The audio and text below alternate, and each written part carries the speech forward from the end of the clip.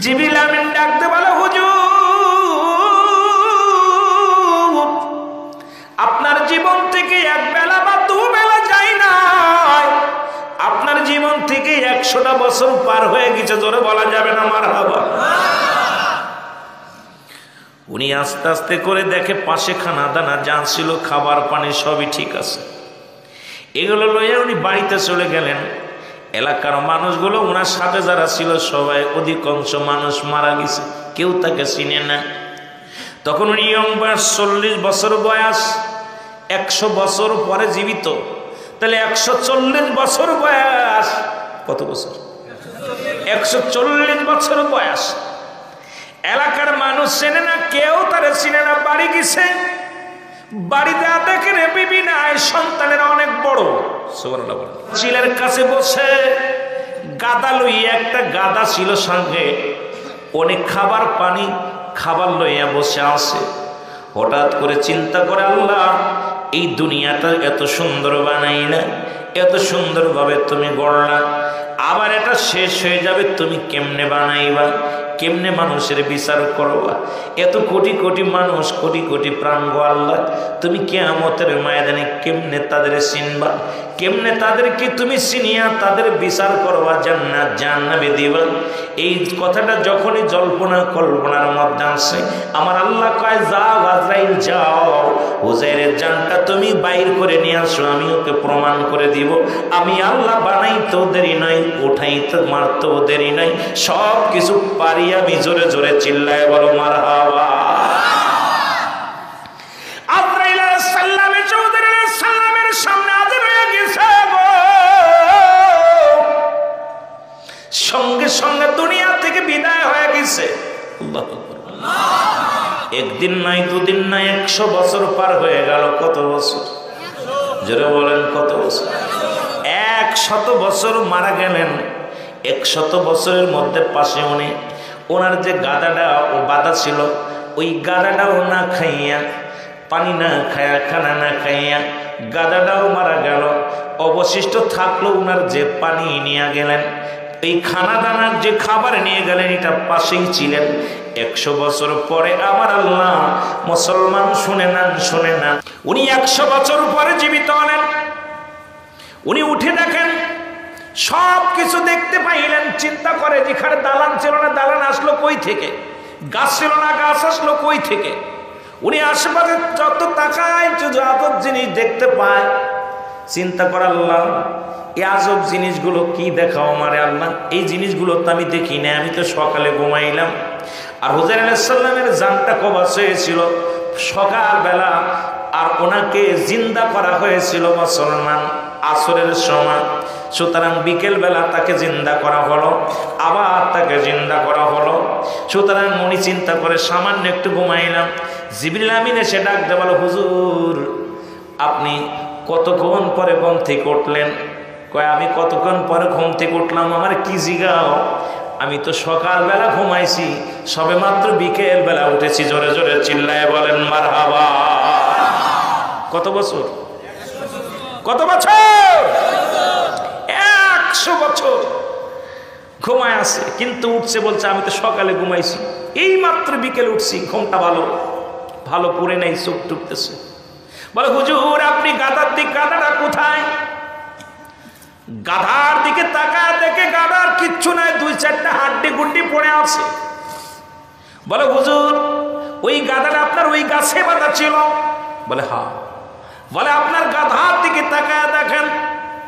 হুজাইর আলাইহিস সালাম যখন গাধার দিকে তাকাইলেন, তাকায় দেখে 2-4টা হাড্ডি, ওই হাড্ডি দেখা যায়। বড় আশ্চর্য হয়ে গেলেন, একদম দোলার সঙ্গে মিশে গেছে, জমিনের সঙ্গে মিশে গেছে। আজকে যারা এলাকার মধ্যে যারা বাড়ি ঘর সংসার যারা আমার করেছিল, তারা কবরে শুয়ে গেছে। অনেকের কবরের অবস্থায় একই অবস্থা হয়ে গেছে, হাড্ডি পর্যন্ত তাদের খুঁজে পাওয়া যাবে না। মুসলমান তাদের কি পাওয়া যাবে না, তাদের গায়ের চামড়া খুঁজে পাওয়া যাবে না। যারা আমার করে যারা ছিল বিদায় হয়ে গেল, এই দুনিয়ার সব কিছু পড়ে থাকলো, কিন্তু আমাদের আপনজন যারা চলে গেছে তাদের অস্তিত্ব নাই। এইরকম আমার আপনারও বিদায় হয়ে যেতে হবে। জোরে জোরে বলেন ঠিক কিনা? سيدنا এ দুনিয়ার মুসলমান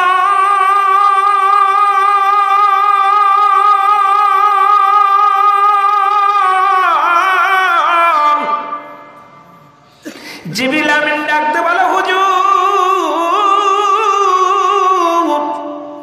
আপনার জীবন থেকে এক বেলা বা দু বেলা যায় না, আপনার জীবন থেকে 100টা বছর পার হয়ে গেছে, জোরে বলা যাবে না মারহাবা। উনি আস্তে আস্তে করে দেখে পাশে খানা দানা যা ছিল খাবার পানি সবই ঠিক আছে, এগুলো লইয়া উনি বাড়িতে চলে গেলেন। এলাকার মানুষগুলো ওনার সাথে যারা ছিল সবাই অধিকাংশ মানুষ মারা গেছে, কেউ তাকে চিনে না। তখন উনি ইয়ং বয়স 40 বছর বয়স, 100 বছর পরে জীবিত, তাহলে 140 বছর বয়স, কত বছর? 140 বছর বয়স।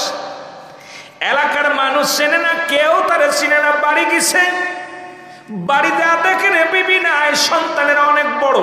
সুবহানাল্লাহ। ছেলে মেয়েগুলো যে বলে আমি তোমাদের বাবা, বলে কে তুমি? পাগল, কই থেকে আসলা? আমাদের বাবা। তুমি কেমনে বলো? কই না আমি তোমাদের বাবা। কই না আমরা মানি না। লোকজনে বলে, সবাই বলে আমি হুজাইর আলাইহিস সালাম। কই আমি তোমাদের চিনি না। তুমি কোথায় হুজাইর আলাইহিস সালাম বলো, কারণ তোমারে আমরা চিনি না। সে তো অনেক আগেই তারে বন্দী হয়েছিল। কোথায়? বাদশা জুলকারনাইনের। উনি হত্যা করেছে কি মরে গেছে না বেঁচে আছে জানি না, তবে তুমি এতদিন পরে ফিরে আসছো, আমরা মানি না তুমি কোন নবী না, তুমি কোন নবীও না, তুমি হুজাইরে নয়, তুমি একজন বানোয়াট মানুষ। সন্তান শিকারা যায় না, ছেলে মেয়ে যারা ছিল কেউ তাকে চিনতে পারে না, গ্রামবাসী চিনতে পারে না। হুজাইর আলাইহিস সালাম ছেলেকে ডাকতে বলে, বাবা তোমাদের মহল্লায় কি কোনো মুরব্বী মানুষ আছে 100 বছর বেঁচে আছে, এমন কোন মানুষ এলাকার মধ্যে আছে কি না? সুবহানাল্লাহ বলেন।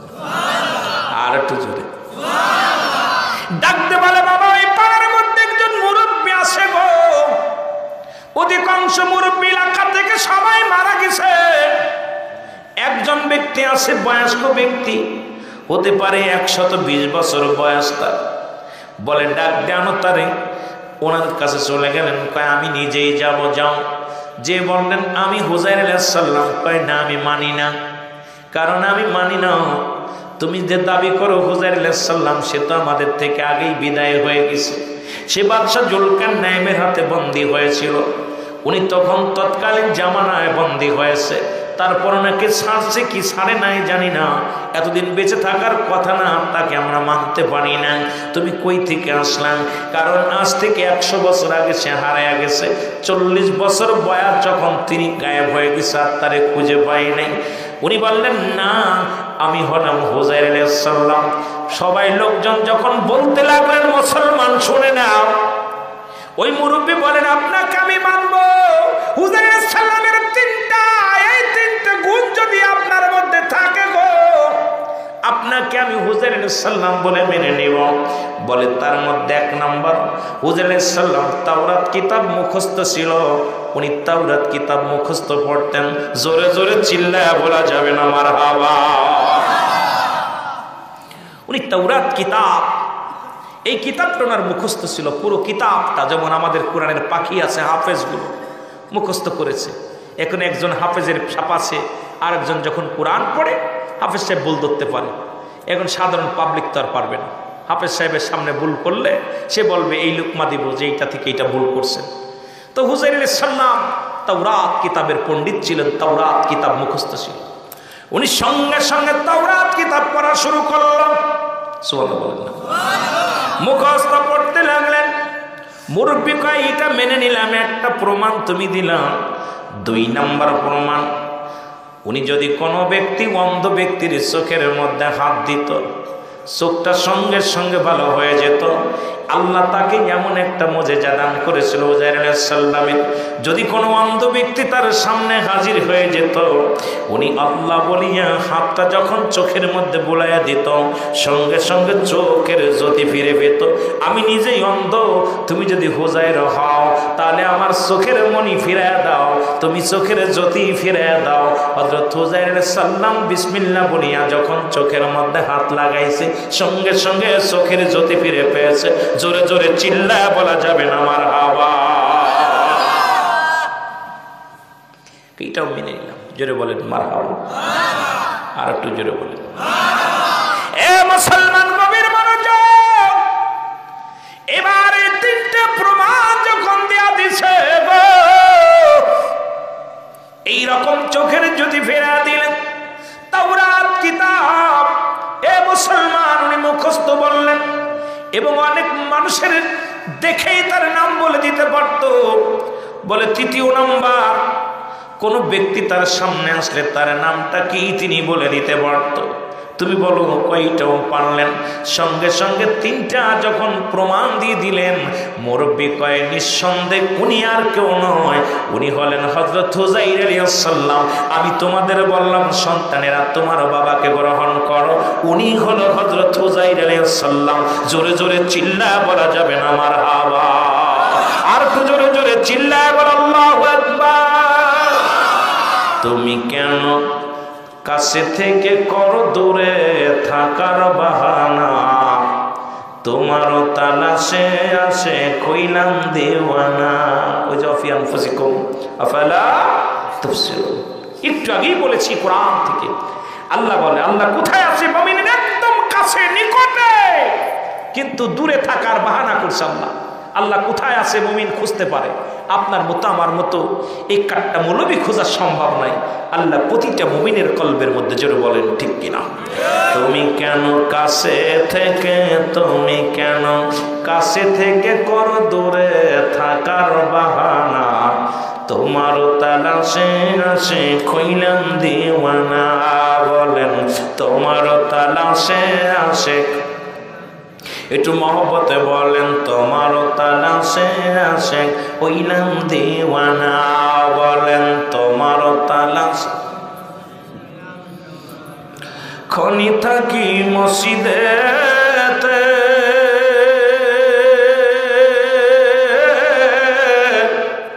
কেউ বালুটাই তুলার মাঝে, মুমিন যিনি পাইল তোমায়, মুমিন যিনি পাইল তোমায়, আমরা গোলাম পাইলাম না। তুমি কেন কাছে থেকে, তুমি কেন কাছে থেকে করো দূরে থাকার বাহানা, তোমারও তালাশে আসে কইলাম দেওয়ানা। বলেন তোমারও তালাশে আসে। আশিক ভাইরা যারা আল্লাহর প্রিয় রাসূলের প্রিয়, একটু জোরে বলেন না। তুমি কেন কাছে থেকে, তুমি কেন কাছে থেকে করো দূরে থাকার বাহানা, তোমারও তালাশে আসে হইলাম দেওয়ানা। বলেন তোমারও তালাশে আসে। কত নবী রাসূল দেখলো ভাবে, আমি অন্ধ রইলাম এই না জগতে। কত খোঁজা খুঁজলাম তোমায়, কত খোঁজা খুঁজলাম তোমায়, পাইলাম না রে ঠিকানা। কত খোঁজা খুঁজলাম তোমায়, কত খোঁজা, কত মানুষ খুঁজতে খুঁজতে কপাল ছুলে ফেলেছি, চরিত্র পরিবর্তন হয় না। কত মানুষ নামাজ পড়তে পড়তে মুসলমান পায়ের মধ্যে কড়া করে গেছে, এখনো চরিত্র পরিবর্তন হয় না। দাড়িগুলো পুপাকে গেছে, চরিত্র পরিবর্তন হয় নাই। দাঁতগুলো পড়ে গেছে, চরিত্র পরিবর্তন হয় নাই। কবরে একটা পা চলে গেছে, এখনো চরিত্র পরিবর্তন হয় নাই। তার মানে তারে খুঁজতে পারি নাই, মাওলারে পাই নাই। শুধু মসজিদে গেছি আর আইছি, রোজা রাখছি আর সাসি, হজ করেছি আর উমরা করেছি, দুনিয়ার মধ্যে যাকাত ফিতরা অনেক কিছু করেছি, শুধু আমিত্ব কামানোর জন্য। আমার মাওলারে পাওয়ার জন্য একটা বন্দেগি করি নাই, আমার মাওলারে রাজি করার জন্য একটা ইবাদত বন্দেগি করতে পারি নাই, আমার মাওলারে পাওয়ার জন্য একটা রাত ইবাদত বন্দেগি করতে পারি নাই। আমার মাওলার ইবাদত বন্দেগি যদি একটা রাত মনের মতো করতে পারতাম, মাওলা যদি একবার উপরে কারোর উপরে রাজি হয়ে যায়, এই পৃথিবীর মধ্যে ভয় নাই, ভয় নাই। জোরে বলেন ঠিক কিনা। এমন ভাবে যেমনি মামে খুলেছিল, মুসলমান শুনে নাও, শুনে নাও, কই থেকে কই আলোচনা যায়। এ ভাই, দুনিয়ার মধ্যে, ও মুসলমান শুনে নাও, ওই দিনার নামে পরিচিত যিনি পৃথিবীর মধ্যে মালিক ইবনে দিনার, এই পৃথিবীর মধ্যে আল্লাহকে এমন ভাবে খুঁজেছিল, দিনার বলা হয়, যিনি ছিল এক সময় মদখোর, এক সময় ছিল অনেক নিশাদার মানুষ, কিন্তু নিশায় মুগ্ধ ছিল, আল্লাহর পাগল এমন ভাবে হয়ে গেল। আল্লাহর হওয়ার কারণে ওই মালিক ইবনে দিনার কিন্তু আল্লাহকে পেয়েছিল। জবান দিয়ে বলার সঙ্গে সঙ্গে আমাদের উলামা ইকরাম ওয়াজ করি, আল্লাহ যখন বান্দা যখন আল্লাহর হয়ে যায়, বান্দার হাত আল্লাহর হয়ে যায়, বান্দা যখন আল্লাহর হয়ে যায়, বান্দার জিহ্বা আল্লাহর হয়ে যায়, বান্দা যখন আল্লাহর হয়ে যায়, আমার আল্লাহর বান্দার জবান আল্লাহর জবান হয়ে যায়। আজ পর্যন্ত কেন জবান হয় না? আমরা উলামা ইকরামের কথাও কেন আল্লাহ শোনে না? এর মধ্যে একটা কারণ হলো আমাদের চরিত্র কন্ট্রোল হয় না। আমরা মুখে যেটা বলি অন্তরে সেটা করি না। এখন দুনিয়ার মধ্যে ইবাদত বন্দেগী যা করি, দুনিয়ার মধ্যে আমিত্ব করার জন্য, আমার মাওলারে খুশি করার জন্য ইবাদত বন্দেগী করতে পারি না। ওই মালিক ইবনে দিনারের একটা কথা বলতে যায়, আমার হঠাৎ করে কথাগুলো মনে রাখবেন মুসলমান। উনি কেমনে বলছেন মুসলমান শুনে নেন। নদী পারের সময় যখন উনাকে নৌকার মাঝি বলেছিল, এই অনেকে জানেন, শুধু বোঝানোর জন্য দুইটা কথা বলে যায়। এই মালিক দিনার মুসলমান শুনে নাও, এই মুসলমান মালিক ইবনে দিনার রাহমাতুল্লাহ আলাইহি উনি কি করলেন শুনে নেন। যখন নৌকার মাঝি তার কাছে টাকা চেয়েছিল, ওই টাকা চাওয়ার পরে মালিক ইবনে দিনার বলেছিল আমার কাছে টাকা নাই। উনি তখন সঙ্গে সঙ্গে, ওরে মুসলমান শুনে নাও, মাঝি তাকে গাড় ধরে নৌকা থেকে ফেলানোর কথা বলার সঙ্গে সঙ্গে মালিক ইবনে দিনার ডাকতে বলেছে, আল্লাহ আমি তো তোমার হয়ে গেছি, আজকে তোমার গোলাম, তোমার গোলামি করতে যাইয়া ঘর ছেড়েছি, বাড়ি ছেড়েছি, কিচ্ছু নাই, তোমার পাগল আল্লাহ। আল্লাহ আজকে টাকার জন্যে, আজকে দিনারের জন্য আমাকে ঘাট ধরে নদীতে ফেলাই দিতে চাই রে আমার আল্লাহ, তুমি আমাকে দয়া করো। সঙ্গে সঙ্গে আমার আল্লাহ ডাকতে করো, নদীর পানি, এই নদীর মাছ জলদি করে মালিক ইবনে দিনারের জন্য টাকা নিয়ে যাও, স্বর্ণের দিনার নিয়ে যাও। সঙ্গে সঙ্গে নদীতে যত মাছ ছিল সমস্ত মাছের মুখের মধ্যে টাকা নিয়ে আর দিনারে নিয়ে, এই দিনার রহমাতুল্লাহ আলাইহিকে ইজ্জত কেমনে দিলেন আল্লাহ বলার সঙ্গে সঙ্গে, এবং মাছের মুখে টাকা নিয়ে লাভতে টাকাগুলো নৌকার মধ্যে ফেলাইতেছিলেন। দিনার রহমাতুল্লাহ আলাইহি বলতেছিল, মাঝিরে যত নেও, কত লাগবে নাও, কত লাগবে নাও, কারণ আমার আল্লাহর দরবারে অভাব নাই। যার কথা মাছে শোনে, যার কথা পানিতে শোনে, যার কথা আমার আল্লাহ শোনে। আজকে বুড়া হয়ে গেলাম, 80 বছরে ইবাদত বন্দেগী করলাম, এ মুসলমান মুখটা পবিত্র করতে পারি না, চরিত্র পরিবর্তন করতে পারি না, কেমনে দুনিয়া থেকে বিদায় হয়ে যাব? গড়ায়ু মানুষের 70 বছর, এই 70 বছরের মধ্যে প্রায় মুসলমান শুনে নাও, কথাগুলো বললে বুঝতে পারবা। এই 70 বছরের মধ্যে মুসলমান শুনে নাও, 35 বছর চলে যায় তোমার ঘুমের ঘরে, 10 বছর চলে যায়, 10টা বছর চলে যায় তোমার বাল্য জীবন, থাকলো আর 60 বছর। এই 60 বছরের মধ্যে 30 বছর যায় ঘরের মধ্যে, থাকলো আর 30 বছর। এই 30 বছরের মধ্যে 15 বছর চলে যায় তোমার সংসার জীবন করতে। দেখা যায় হিসাব করে তুমি 15টা বছরও আমার মাওলার ইবাদত বন্দেগী করতে পারো নাই। আর এই 15 বছরের মধ্যে যদি মাওলারে ডাকতে পারো, আমার আল্লাহকে ডাকতে দেরি, আমার মাওলার শুনতে দেরি নয়। জোরে বলেন ঠিক কিনা? এত বছর, 70 বছর গড়ায়ু মানুষের, 70 বছরে 10টা বছর চলে যায় বাল্য জীবন। কত বছর থাকলো? কত বছর? 60 বছরে 30 বছর ঘুমের মধ্যে। কিসের মধ্যে? ঘুমাইছেন। 30 বছর ঘুমাইছেন, থাকলো কত? 30। এই 30 বছরের 15 বছর গেছেন সংসার ধর্ম করতে যায়, সংসার ধর্ম করতে, ছেলে মেয়ে স্ত্রী পরিবার পরিজন নিয়ে, থাকলো কত? 15 বছর। এই 15 বছরও 10 বছর চলে যায় যৌবনকাল। এর মধ্যে যৌবনকাল দেখা যায় গড়ে 5 বছর একটা মানুষ এই 60 বছরের মধ্যে 5 বছরও সঠিকভাবে আল্লাহর ইবাদত বন্দেগী করতে পারে না। এই 24টা ঘন্টায় 5 ওয়াক্ত নামাজ পড়তে কয়টা ঘন্টা সময় নষ্ট হয় বলেন দি? কষ্ট পাচ্ছেন আপনারা? কয় ঘন্টা? কয় রাকাত নামাজ? কথা বলেন না। 17 রাকাত নামাজ পড়তে কয় ঘন্টা লাগে? 1 ঘন্টা এলো। তাহলে আপনি দিন 24 ঘন্টা, 23টা ঘন্টা আপনার, 1টা ঘন্টা আল্লাহ। 1টা ঘন্টা ইবাদত করার পর আপনি পাবেন জান্নাত। তাও আমরা অবহেলা করি। জোরে বলেন ঠিক কিনা? আরো জোরে বলেন। এ দুনিয়ার মুসলমান শোনা নাও, আমি যে কথাগুলো বলতেছিলাম, হযরত উযাইর আলাইহিস সালাম একটা চিৎকার মেরে দিয়ে বলে, মালিক ও আমার আল্লাহ, তুমি একটা ঘুমের মধ্যে আমার জীবন থেকে তুমি 100 বছর নিয়ে নিছো গো। আর 100 বছরের ভিতরে কত পরিবর্তন তুমি করেছো। এইরকম মানুষের জীবন পরিবর্তন হবে, এইরকম মানুষের নতুন জীবন আসবে, আবার জীবন চলে যাবে। এই তো দুনিয়ার নিয়ম। জোরে জোরে বলেন ঠিক কিনা? কুল্লু নাফসিন যায়কাতুল মাউত। অস্বীকার করার মতো ক্ষমতা কারুর লা ইয়ামুত। রাসূল বলে মৃত্যুবরণ করে না কার? আল্লাহর মাহবুব বান্দা যারা হয়ে যায়। জোরে বলেন মারহাবা। আর একটু জোরে বলেন না। আমার ভাইরা, আমার বন্ধুরা, আমার যে কথা আমি বলতেছিলাম, গভীর মনোযোগ। এই মরণের কথা বলতে যা হযরত উযাইর আলাইহিস সালামের একটা ঘটনা আমি বলে গেলাম। আমার বাবারা শুনে নাও, দিলের কান্ডা লাগায় শুনে নাও। এরপরও কিন্তু দুনিয়ার ভিতরে থেকে তার মরা লাগছে। এই দুনিয়ার মধ্যে যত নবী রাসূল গাউস কুতুব, কত বাদশাহ, কত রাজা আসলো, সবার মৃত্যুবরণ করা লাগছে, কেউ দুনিয়ার মধ্যে নাই। এই দুনিয়া থেকে বিদায় হয়ে গেছে, এই পৃথিবীর মধ্যে বিদায় হয়ে গেছে। ওই বাদশাহ জুলকারনাইন যিনি বন্দি করেছিল তারও মরা লাগছে। ওনার বডিখানা ছিল লম্বা হলো 48 হাত লম্বা। কত হাত? একটু ওনার কথাটাও বলে আসি। এত বড় মস্তান ছিল, যিনি নবীদেরকেও গ্রেপ্তার করেছে, অনেক মুসলমানদের গ্রেপ্তার করেছে। এর লম্বা ছিল 48 হাত লম্বা। কত হাত?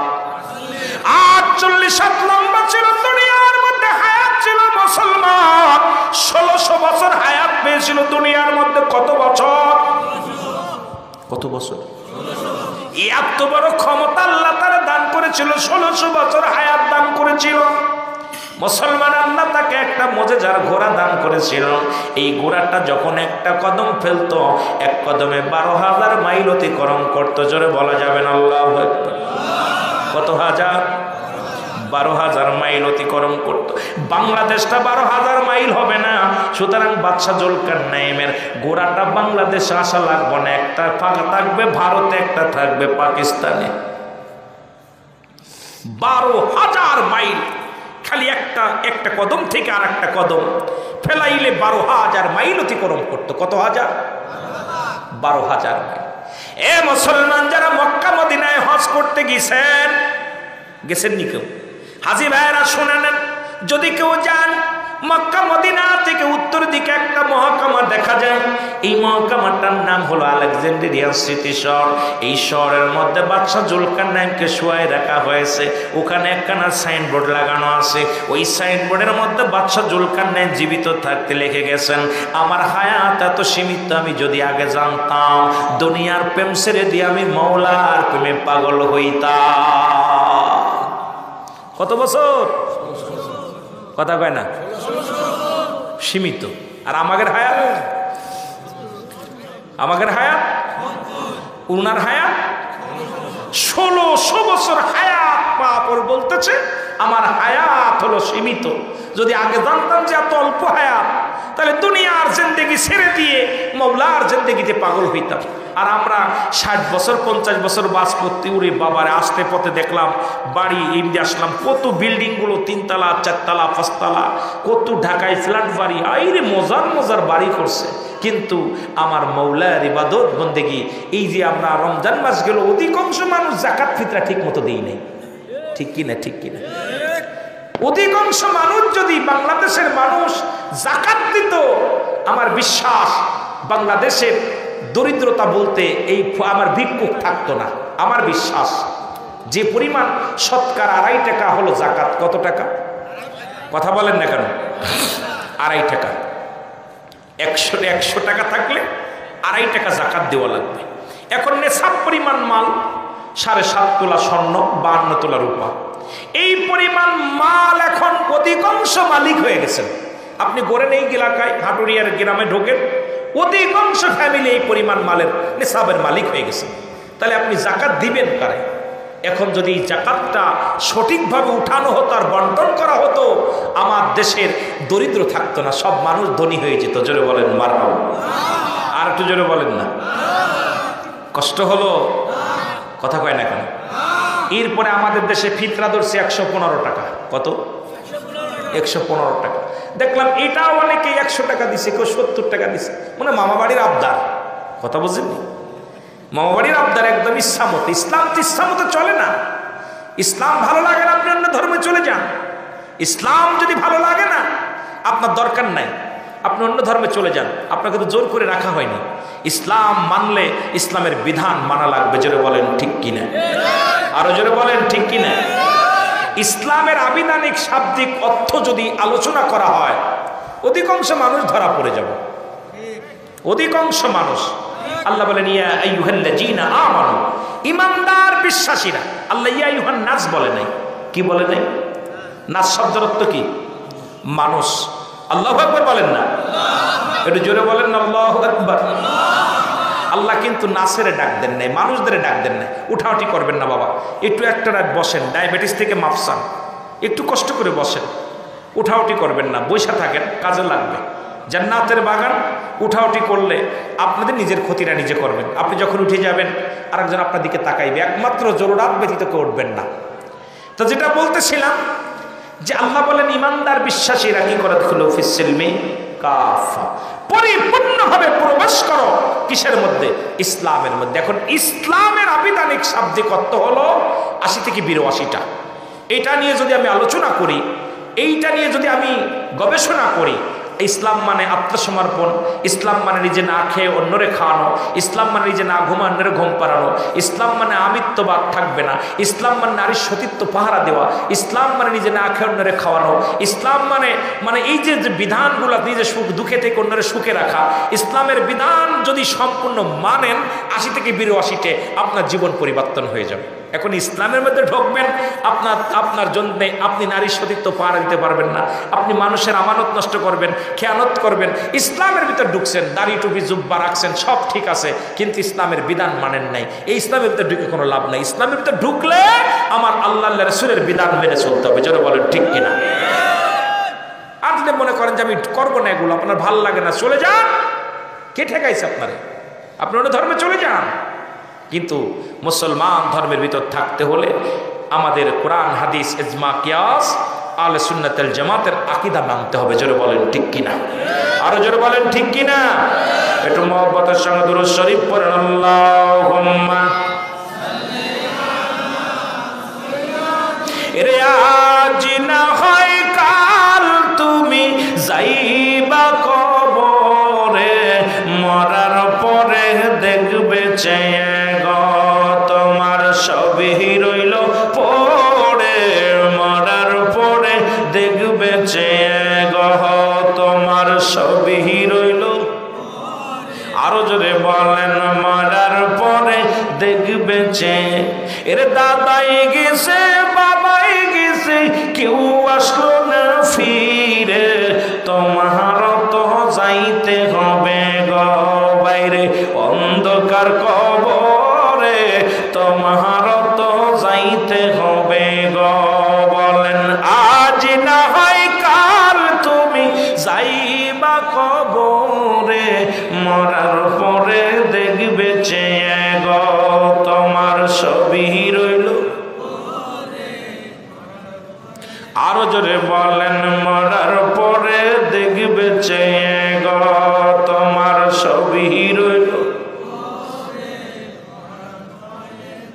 ঘর করলা বাড়ি করলা সবই যাইবা রে, ঘর করলা বাড়ি করলা সবই যাইবা রে, মরার পরে দেখবে চেয়ে গো তোমার সবই রইল। এ দুনিয়ার মুসলমান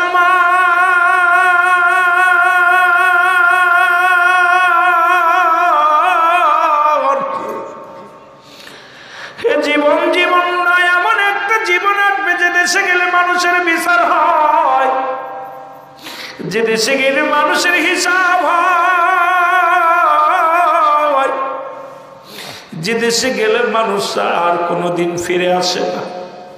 কত মানুষ আমার আপনার মতো দ্বারা দুনিয়ার মধ্যে কাটাইল, আজকে তারা কোথায়? তারা কবর জগতে শুয়ে গেছে।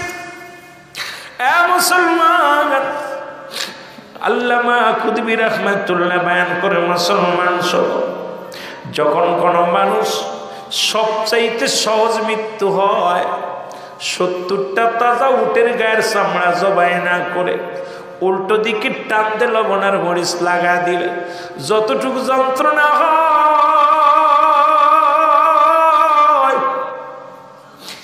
এর চাইতে 70 গুণ যন্ত্রণা হলো একটা সাধারণ মৃত্যু। এখন আমরা অনেকেই মরণকালে পায়খানা করে দিই, অনেকেই মরণকালে প্রস্রাব করে দিই, অনেকেই মরণকালে জিহ্বাটা বাইর হয়ে যায়, অনেকেই মরণকালে মুসলমান শুনেন একটা অঙ্গ বেঁকা হয়ে যায়, চোখ দুইটা বড় বড় হয়ে যায়। তাদের মরণটা কত কঠিন হয়। এ মুসলমান, ইমানদারের মৃত্যু হলো আটা সেনিয়া খামির বানাইয়া, এই খামিরের মধ্যে যদি একটা চুল পড়ে গো, এই চুলটা টানতে বাইর করলে যত আসানে বাইর হয়ে যায়। ইমানদারের মৃত্যুটা ঠিক তেমনি হয়। তবে কেন মুসলমান শুনে না, ওই সহজ মৃত্যুটা যদি এত কঠিন হয়, তাহলে কঠিন মৃত্যুটা কত কঠিন হয়। এই মরণের পেয়ালা পান করতে হবে আপনাকে আমাকে। কেউ দুনিয়ার মধ্যে থাকবো না, কেউ থাকার সম্ভব নয়। আল্লাহ আমাদের মরণের আগে একবার আমাদের ক্ষমা করে দাও আল্লাহ। আল্লাহ একটা সুযোগ দিয়ে দাও, ওই মরণের আগে আমরা যেন মাসুমের মাসুম হইতে পারি গো আমার আল্লাহ। আল্লাহ কোন দিন যেন কবরের ডাক এসে যাবে। এই দুনিয়ার মধ্যে যা কিছু আল্লাহ, ও দুনিয়ার মুসলমান সব কিছু পড়ে থাকবে। আমার আল্লাহ বলে, বান্দারে কুল্লু মান আলাইহা ফান, সব কিছু শেষ করে দিবে আমার আল্লাহ। আল্লাহ কয়, বান্দার এই জমিনটা আমি রাখবো না, এই জমিনটা আমি পুরায় আত্মা বানায়া দিব। আজকে যারা জমিনের মধ্যে পাগল হয়ে গেছেন, যারা জমি জমার জন্য পাগল হয়ে গেছেন, যারা ঘর বাড়ির জন্য পাগল হয়ে গেছেন, যারা ক্ষমতার জন্য পাগল হয়ে গেছেন, যারা বর্তমান জামানার মুসলমান ক্ষমতার জন্য আমার যুবক ভাইরা পাগল, সম্পদের জন্য আমার যুবক ভাইরা পাগল, শুনে নেন আমার আল্লাহ কয়, বান্দারে এই দুনিয়ার মধ্যে আমি যেদিন কিচ্ছু বলতে কিচ্ছু রাখবো না, এই জমিনটা আমি পুরায়া তামা বানায়া দিব। এই জমিনের মধ্যে যত পানি আছে সমস্ত পানিগুলো আমি আল্লাহ পুরায়া ছাই বানায়া দিব। যেদিন কিচ্ছু বলতে কিচ্ছু থাকবে না, সেদিন থাকবো শুধু আমি আল্লাহ, আর আমি থাকবো আমার নবীর ভালোবাসা নিয়ে। ও মুসলমান শুনে নাও, এই জন্য আমি বলতেছিলাম, এই দুনিয়ার মধ্যে আল্লাহকে যদি পাইতে চাও, রাসূলের প্রেম ভালোবাসা অন্বেষণ করো। কারণ নবীজির প্রেম ভালোবাসা যার অন্তরে যতটুক, তার ঈমান বলতে ততটুক। নবীর প্রেম ভালোবাসা যার অন্তরে নাই, তার ঈমান বলতে কিচ্ছু নাই, সরাসরি বেঈমান। জোরে জোরে বলেন ঠিক কিনা? সব বিষয় হল আল্লাহ বলে কুল্লু মান আলাইহা ফান, সব শেষ করে দিবে কে? আর একটু জোরে বলেন কে? এই যে জমিনটা দেখতেছেন না, এটা পুড়ে তামা হবে। কি হবে? এই মাটিগুলো পুড়ে তামা হয়ে যাবে। কিসের এত মস্তানি? কার জন্য সুদ খাচ্ছ, কার জন্য ঘুষ খাচ্ছ, কার জন্য জিনা ব্যভিচার অন্যায় করতেছ? এই জমিনটা পুড়ে, মাটিগুলো পুড়ে তামা হয়ে যাবে। জমিনের ভিতরে যত পানি আছে, আজকে যে গরম পড়েছে, উত্তপ্ত গরম, তৃষ্ণায় মানুষ কাবু হয়ে গেছে। অনেক আজকে চিন্তা করতেছিলাম যে আজকের দিনে রোজা হইলে মানুষের অনেক কষ্ট হতো, ঠিক না বাবা? আজকে প্রচণ্ড গরম পড়ছে, তাপমাত্রা অনেক ছিল। এই জমিনের যত পানি আছে, পানিগুলো পুড়ে ছাই হয়ে যাবে। কিচ্ছু বলতে কিচ্ছু যেদিন থাকবে না, সব শেষ করে দিবে। কে করে দিবে? আর একটু জোরে বলেন না। আল্লাহ। সেদিন থাকবে শুধু আমার আল্লাহ। আল্লাহ বলে, সেদিন থাকবো আমি আমার হাবিবের ভালোবাসা নিয়ে। এই জন্য আমি আপনাদেরকে সবসময় বলি, প্রায় আলোচনার মধ্যে আমি মরণের কথা বলতে গেলেই এই কথাটা স্মরণ করে দিই, যে এত কিছু করতেছি, এই যে ঘুষ খাচ্ছি, সুদ খাচ্ছি, অফিসে বসে বসে, এই যে রোজার মাসে সমস্ত দ্রব্যমূল্যর দাম বাড়িয়ে দিছি। দাম বাড়িয়ে দেওয়ার কারণে অনেক মানুষ, গরিব মানুষের অনেক কষ্ট হয়েছে। এই খেজুরগুলো দিয়ে একটু মানুষ, গরিব মানুষ 30-40 টাকা খেজুর ছিল, সেই খেজুরগুলো এখন সর্বনিম্ন খেজুর হলো 200 টাকা করছে। আপনার 500 টাকার খেজুর করছে 1600 টাকা। মানুষের কত কষ্ট দিচ্ছে, দ্রব্যমূল্যর দাম বাড়িয়ে দিচ্ছে, কত মানুষের কষ্ট হয়েছে। কিন্তু আপনি তো দ্রব্যমূল্যর দাম বাড়াইয়া দিয়ে বাড়ি করতেছেন, ঘর করতেছেন, জমি করতেছেন, কিছু কি নিতে পারবেন? কথা বলেন, পারবেন? কিছু নেওয়া সম্ভব না। তাহলে আমি কেন এগুলো করলাম? একবার আপনি কি একবার চিন্তা করছেন? বসে বসে একবার চিন্তা করেন যে আপনি কি করতেছেন। সব কিছু পড়ে থাকবে, আপনার কিচ্ছু নিয়ে যেতে পারবেন না। এই জন্য সদা সর্বদাই সব কিছু ত্যাগ করে আল্লাহর ইবাদত বন্দেগী করা লাগবে। যারা বলেন ঠিক কিনা? একটু মহব্বতের সঙ্গে দুরূদ শরীফ পড়েন। আল্লাহুম্মা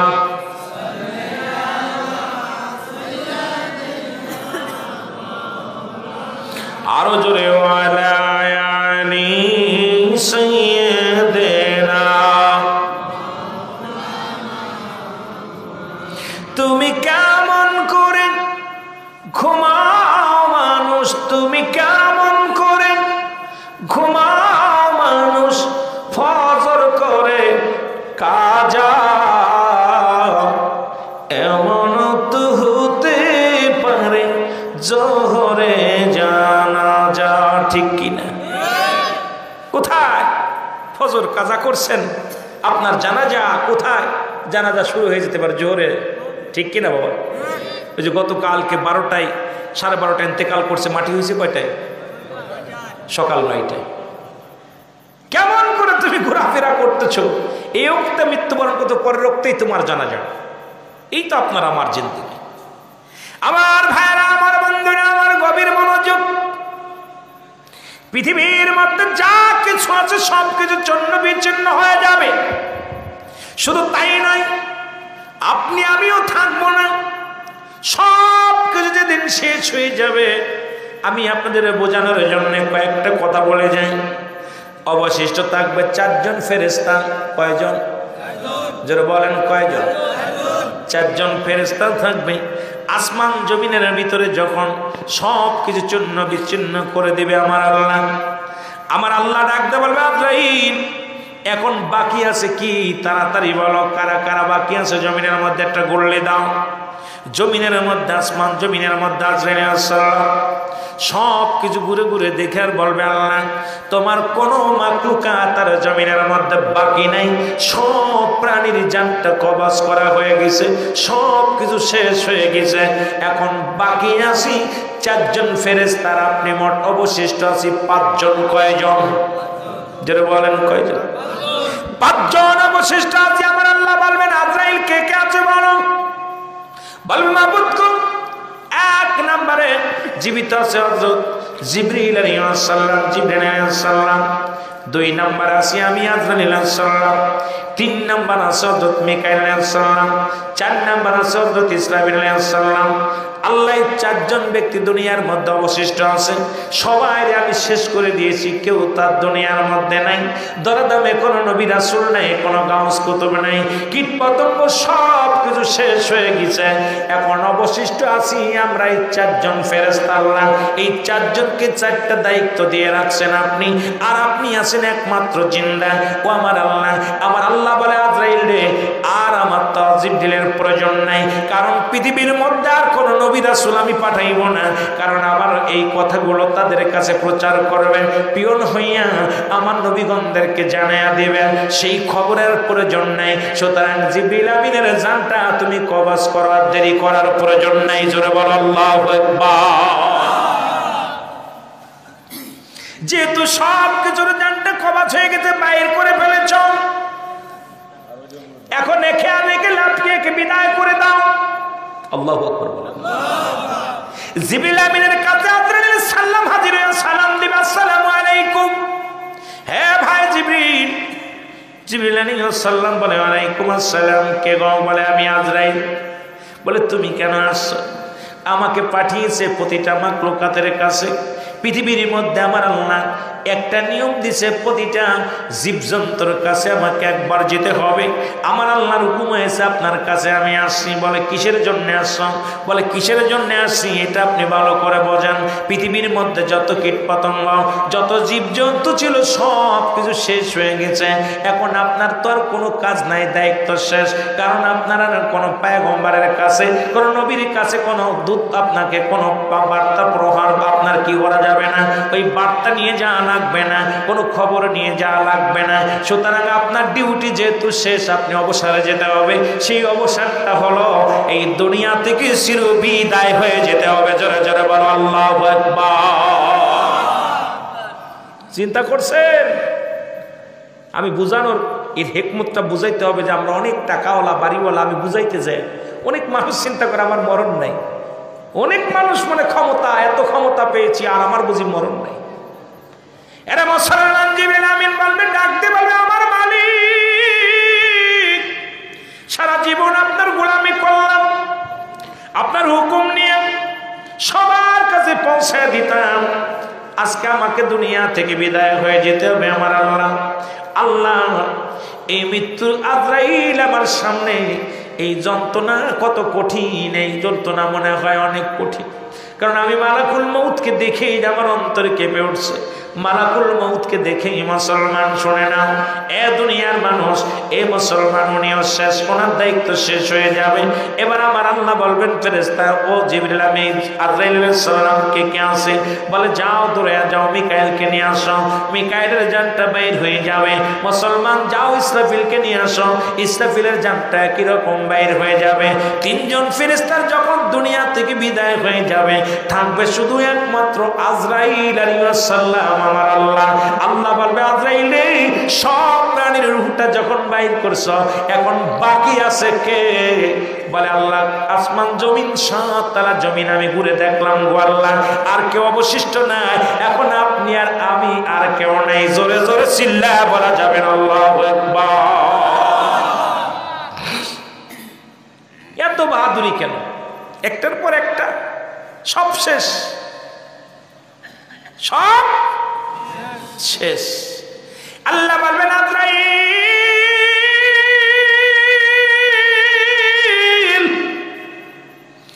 আজরাইল যেহেতু আমি আর তুমি, আমি হলাম স্রষ্টা, তোমরা হলে সৃষ্টি। আমি হলাম স্রষ্টা, তোমরা হলো সৃষ্টি। সুতরাং স্রষ্টা চিরজীবী, স্রষ্টার কোনো মৃত্যু নেই। সৃষ্টির মৃত্যু আছে, যেহেতু তোমাকে আমি সৃষ্টি করেছি, এই সৃষ্টি জগতের তোমাকেও দুনিয়া থেকে বিদায় হতে হবে। কারণ তোমার রূহটা এখন আমার কাছে দিয়ে দাও।